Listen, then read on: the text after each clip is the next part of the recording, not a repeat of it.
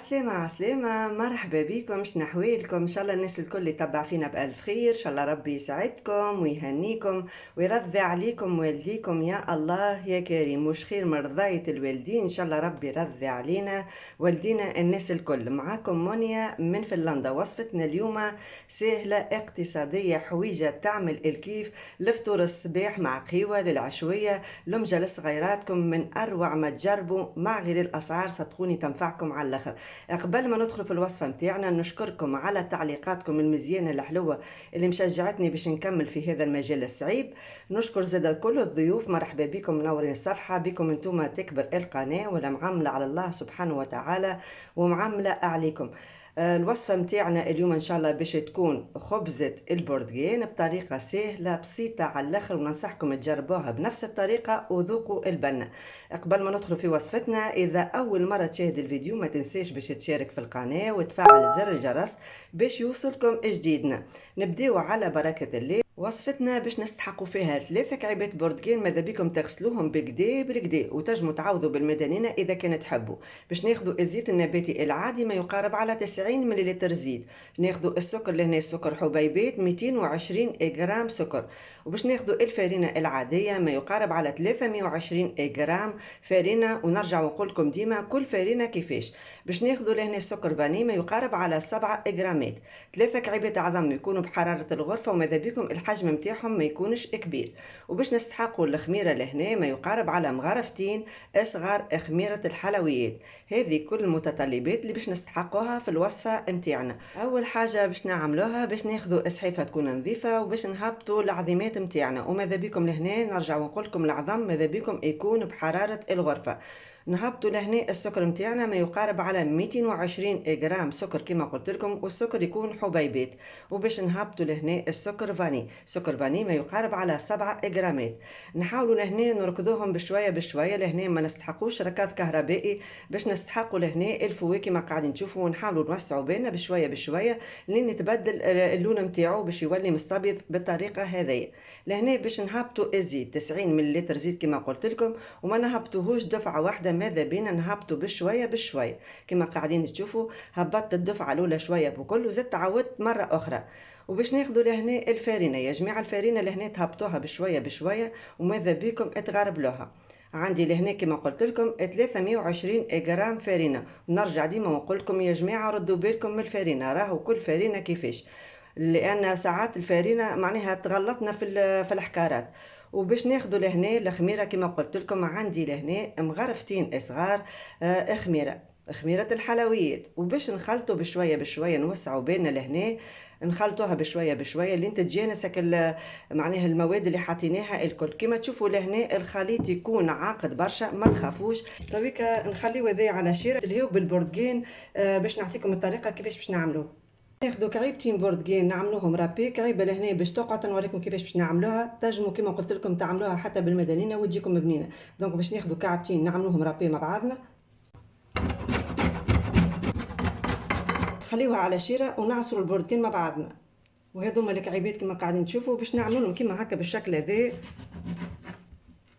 بسم الله. باش نعصروهم تويكا، وهذا بعد ما عصرته بريسك تحصلوا على كاس معبي. ناخذوا تويكا الكعيبه الاخرى كما قلت لكم 3 كعيبات كافي. باش ناخذوا الكعيبه الثالثه نعملوا لها بالشكل هذا، نحيو لها قشره من هنا. بسم الله.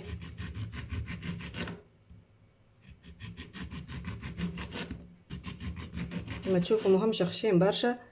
نرجعوا تويكا باش نحطوا لهنا القشور نتاع البرتقال. ما نحكي لكمش على الريحه. نهبطوا العصير اللي عصرناه مع بعضنا. بسم الله.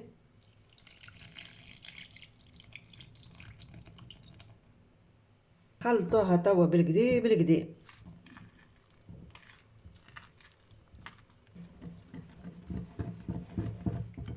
خلطناها بالكدا لهنا. ناخذ لهنا الفورمه النوع نتاعها اللي تتحل، القطر نتاعها 24 سنتيمتر. باش ناخذ لهنا نحط عليها ورق الزبده بالشكل هذا، نحط عليها كما هكا. نحاول نسكرها من هنا. الزيت هذا باش نقصه بالمقص بالشكل هذا. باش ناخذ هنا شويه زبده وباش نحاول ندهنها بالشكل هذا.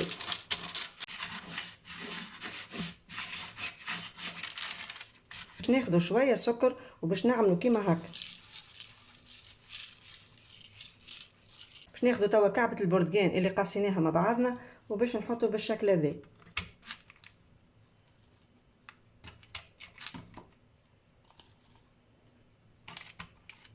حاولوا نلصقوهم شويه.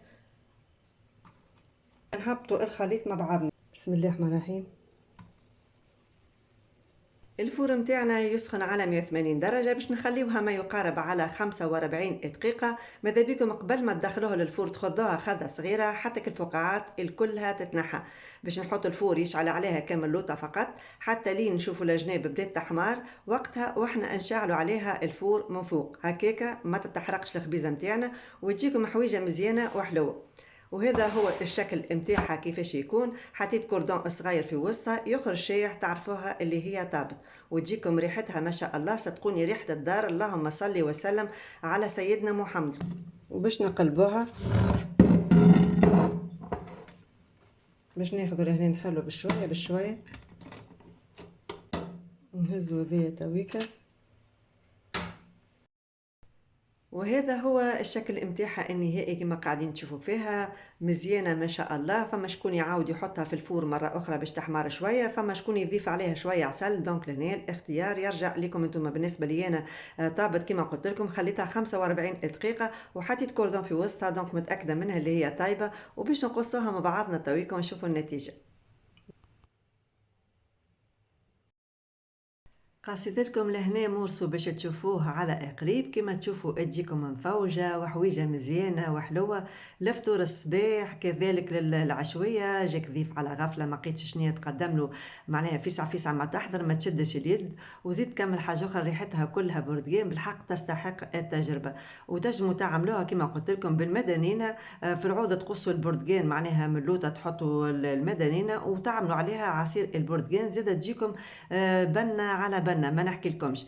هذه وصفتنا كانت اليوم، ان شاء الله تكون نالت رضاكم واعجابكم. تنخلي لكم في صندوق الوصف برشا انواع نتاع كيك عملتها بالنسبه للاصدقاء اللي ما تبعونيش منكم تاخذوا فكره، وان شاء الله تعجبكم الوصفه ونكون خفيف الظل على قلوبكم. اصدقائي واخواتي ما تنساوش اللايك، لان اللايك يشجعني باش نكمل في هذا المجال الصعيب. ما بقى لي كان باش نقول لكم بوسه كبيره، الى اللقاء فيديو اخر على قريب قريب ان شاء الله.